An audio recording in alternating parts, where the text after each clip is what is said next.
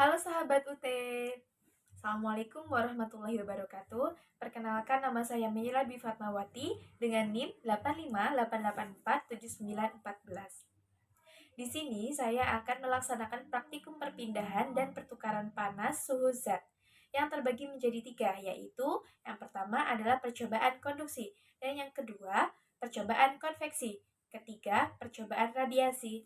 Yuk, mari ikuti praktikumku. Percobaan konduksi. Tujuan percobaan kali ini adalah untuk membuktikan bahwa kalor atau panas dapat berpindah melalui cara konduksi. Dua, mengetahui beberapa bahan sebagai konduktor panas yang baik. Adapun alat-alat dan bahannya adalah tripod, spiritus, cakram konduksi, dan lilin. Langkah-langkahnya adalah ambil 4 bagian lilin atau malam dan letakkan masing-masing di ujung logam pada cakram konduksi. 2. Letakkan cakram konduksi di atas tripod. 3. Panasi cakram konduksi tepat di antara sambungan keempat logam. Dari percobaan yang dilakukan, diperoleh hasil bahwa tembaga lebih cepat menghantarkan panas sehingga lilin cepat meleleh. Disusul kemudian kuningan, aluminium, dan terakhir besi.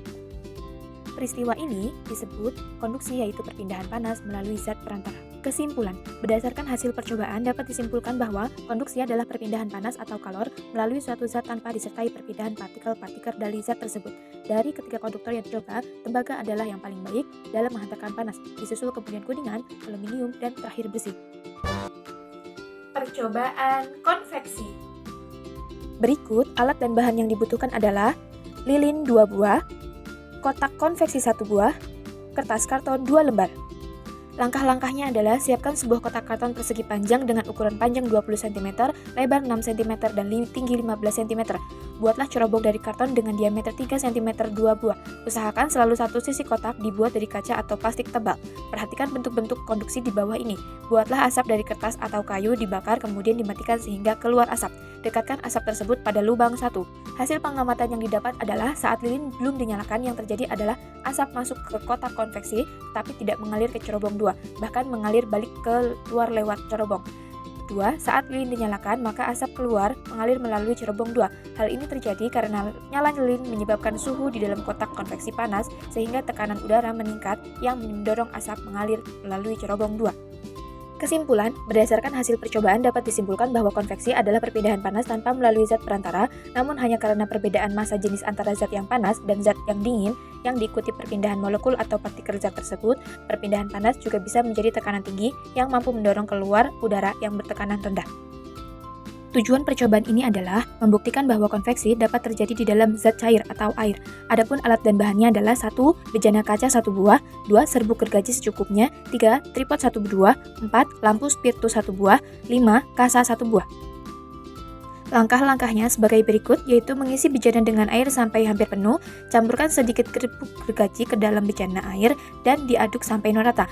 Panaskan bejana dan selanjutnya amati serbuk gergaji yang ada di dalam air. Amati serbuk-serbuk dalam bejana saat mulai dipanaskan, dan seterusnya. Saat bejana belum panas, serbuk gergaji yang ada di dasar ada pula yang berada di permukaan air. Saat bejana mulai memanas hingga air di dalamnya mendidih, serbuk-serbuk gergaji tersebut bergerak berputar-putar mengitari aliran air yang semula berada di atas berputar ke bawah, begitupun sebaliknya secara acak.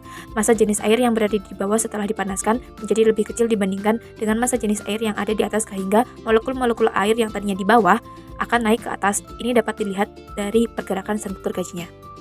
Kesimpulan, berdasarkan hasil percobaan dapat disimpulkan bahwa pada air yang mendidih, peristiwa konveksi yaitu perpindahan panas karena perbedaan massa jenis antara bagian zat yang panas, bagian zat yang dingin. Hal ini diperhatikan oleh serbuk gergaji dari bawah ke atas, begitupun sebaliknya mengikuti aliran air secara asak. Percobaan radiasi.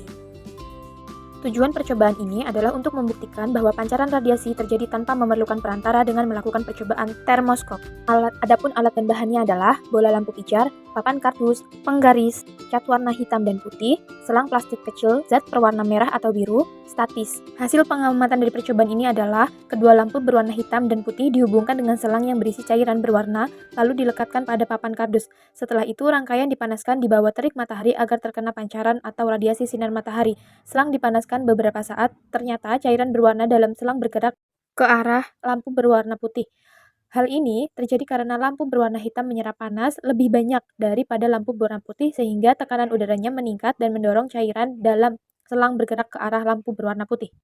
Maka dapat kita simpulkan bahwa radiasi adalah perpindahan panas yang tidak memerlukan zat perantara, seperti gelombang elektromagnetik dari matahari ke bumi, dan bahwa warna benda memainkan peran krusial dalam efisiensi penyerapan panas radiasi. Benda dengan warna gelap memiliki emisitas, kemampuan menyerap panas yang lebih tinggi dibandingkan benda berwarna terang.